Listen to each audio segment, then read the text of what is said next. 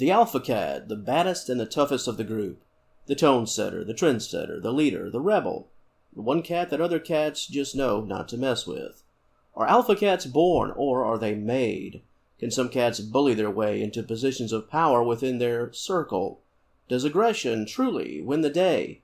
In this material, we'll talk about what is known as alpha cat syndrome, the notable or typical causes, the traits involved, how it can impact you as an owner, as well as other cats or other pets in your home, and finally we'll talk about how to get things under control, how to tame the alpha just a bit, and make other cats in your home feel more comfortable around this dominant force. When this feline hierarchy is being played out right there in your living room, what do you do? What can you do? Interesting topic and hopefully a very helpful one. I've got you covered. Stay tuned.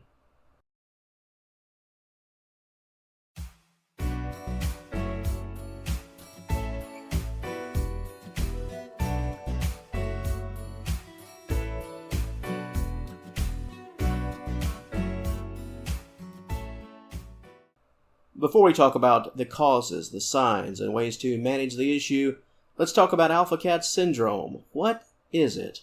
In short, this is when one feline within a group of cats, regardless of how the group formed, attempts to take charge. And just for clarification, I say regardless because we could be talking about littermates living under the same roof, cats from all different places coming together under the same roof, or we could be talking about no roof at all. Just neighborhood cats roaming around and doing what they can to win the day and claim territory. Within the group, someone will eventually emerge. And this is alpha cat syndrome.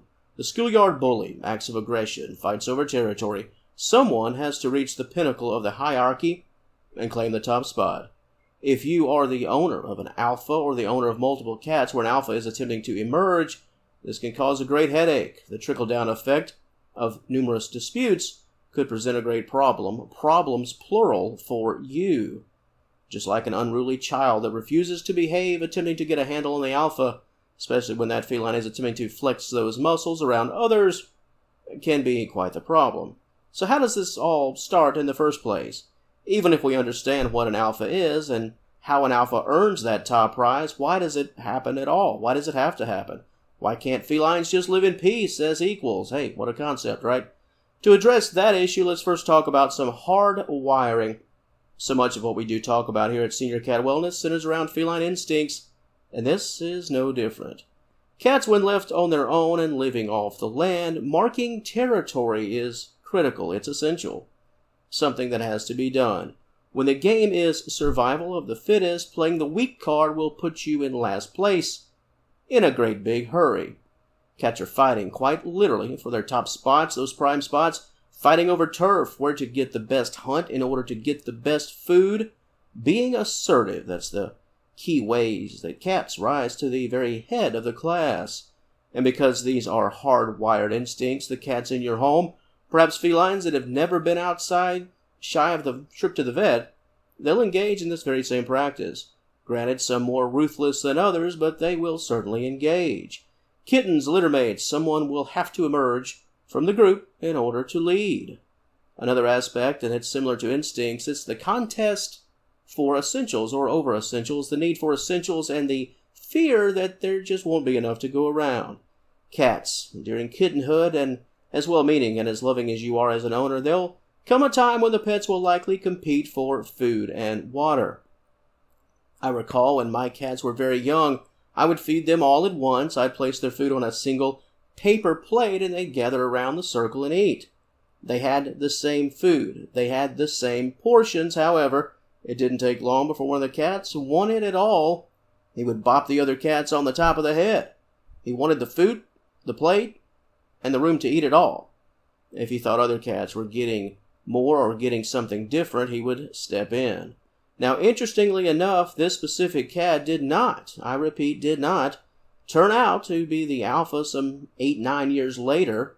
The alpha of this litter, he was not, but he was flexing way back then. He was doing his very best to claim all the food for himself, and he seemed to take great pleasure in placing the other cats in their place. Another reason or potential reason for alpha cat syndrome can sit around a cat's environment. Now, here's where I suppose the elephant in the room really enters this conversation. Alpha cat syndrome is not limited to how felines act around other cats or other animals. Some cats will attempt to get the better of their owners, get the better of you, refusing to behave, almost like there's a default aggression setting. Cats that have a negative social environment with cats, with people, or with both other animals, they'll not only display alpha tendencies, but they can often be the problem child, very much so, within the group, within the circle. We've all seen the videos online, people not being able to pet their cats, even pet them, because they get their hands and arms clawed up before they can even touch the cat's head. And this is a mess, to say the very least, and it's often the byproduct of improper socialization right out of the gate, sometimes no fault of your own. Cats with this type of wiring often perceive every act as an attempted form of aggression. Everyone and everything is the enemy, and attempting to change that behavior can be very, very difficult. Another potential cause of alpha cat syndrome is a shift in the environment. Unlike poor socialization, the issues here center around changes in the comfort and security, or at least the perceived changes in comfort and security. Anything that rocks the boat can cause cats to all but go back to the drawing board and enter a brand new, a fresh power struggle. For example, another cat, a brand new cat, comes into the fold, into the home. Let's say a dog enters the home. The family packs up and moves. You move to another city, another state. When cats are young, even if a hierarchy has been established, all of these events can cause the whole thing to potentially change or be changed. Like I mentioned in my very own experience, the food-happy cat, the one who bopped the other cats and attempted to take all the food, he was flexing like an alpha back then. But that's certainly not the role he would keep. And the final cause that I'll talk about, and I saved this one for last because it seemed rather obvious, and that is personality. Some cats, they just want to be in on the action, all the action, to be at the head of the class, to be aggressive or the aggressor, while others are quite content sitting on the back row. Ultimately, in a tight race, let's call it, the feline with the born-to-lead personality could emerge as the alpha and hold that position within that circle for life.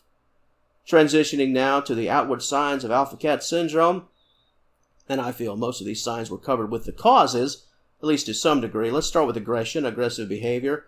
This can include sort of the obvious, the hissing, the clawing, taking swipes at you, taking swipes at other pets, other cats, or, like I said, people. When someone, human or feline, is getting more attention, getting more food, more play, whether real or simply perceived, one of the hallmarks of the alpha cat, the not yet reeled in, let's call it, alpha cat, involves simply flying off the handle. In short, if things don't jive, if things don't mix the way the alpha wants them to, then there's going to be a problem. Quite often that problem will be handled in a physical manner. And just right quick before moving on, I mentioned the alpha that has yet to be reeled in.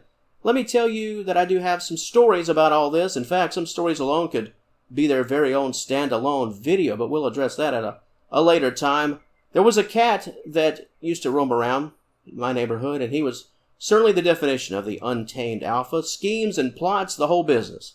He would roll around on the ground in front of other cats, acting all types of submissive.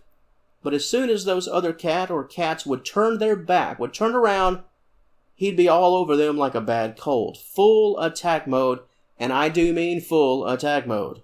This cat was out of control, to put it mildly, to put it in a nice fashion. And guess what? His name was Stormy. Fitting, because he acted just like a tornado.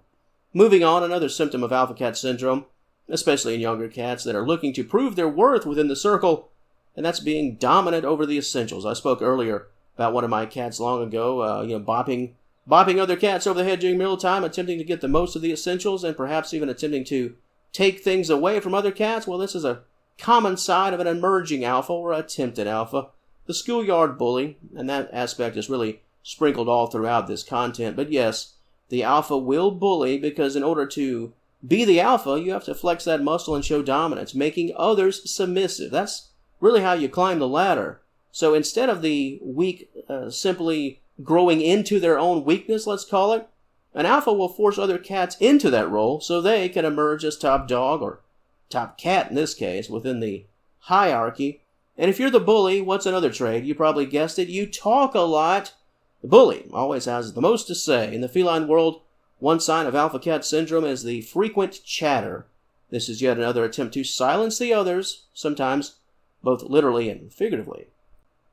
I can tell you now, my current alpha cat, he is indeed the vocal leader. In many ways, he speaks for the entire group. He's reeled in and very much behaved.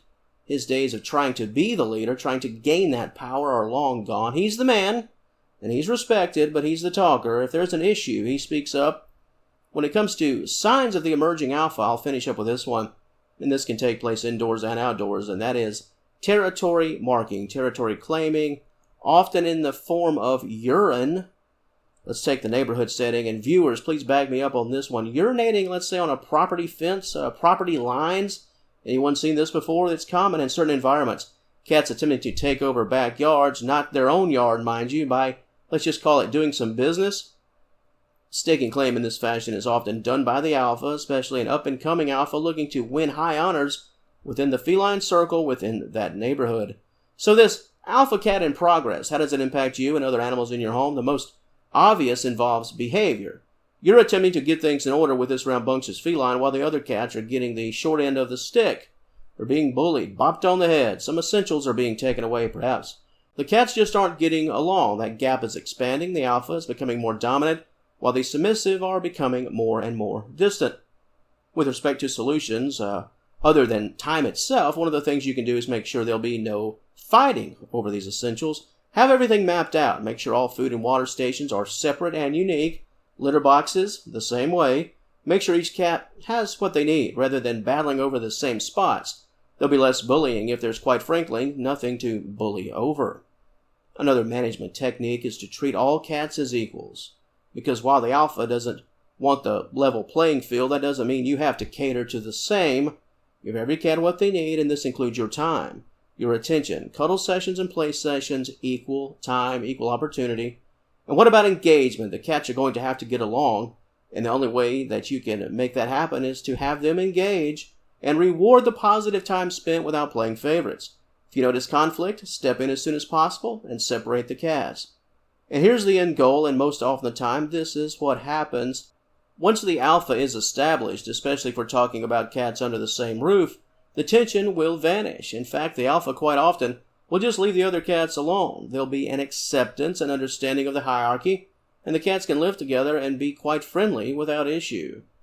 The submissive cats will no longer live in fear of the alpha, and the alpha just won't care because they'll have nothing left to prove, as the contest for the top spot has already very much been established. I'll close with this little note from personal experience. Burl, the cat I've talked about for years on this channel, my senior cat who passed away in 2019, he was the man, the king, the alpha. He commanded respect, and he had no enemies. Even Stormy, that wild cat that I mentioned, he tried to get the best of everyone, but he never even once attempted to try Burl. I say all of that to say that Burl was, well, a gentleman. He had proven himself long ago, so he was nice, let's call it. Every cat liked him, and he left everyone alone. The other cats, they knew who he was, and because of that, everyone around him lived in peace.